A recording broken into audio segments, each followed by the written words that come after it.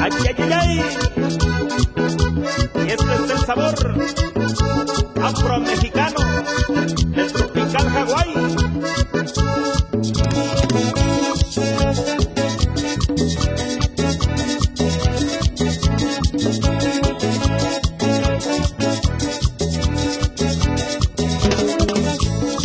Allá en Coyantes conocí una chica que por ser bonita ella se sentía artista. Allá en Coyantes conocí una chica que por ser bonita ella se sentía artista.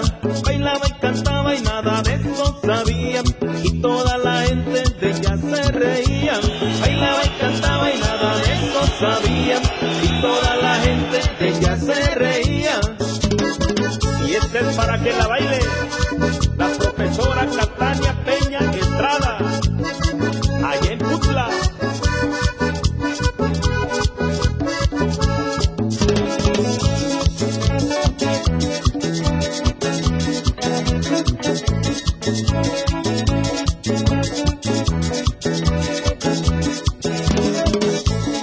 La quebradita y empezó a bailar, y de repente y empezó a gritar.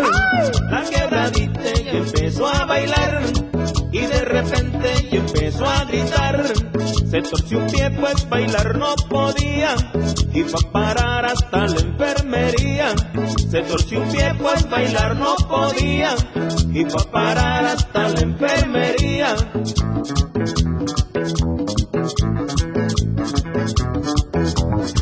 Y esta es la guitarra de Paulo Arellanes.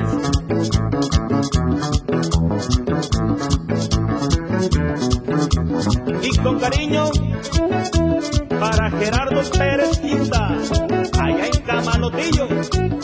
Sí, señor. Oiga, ingeniero Héctor de la Rosa, el sabor, ¿no?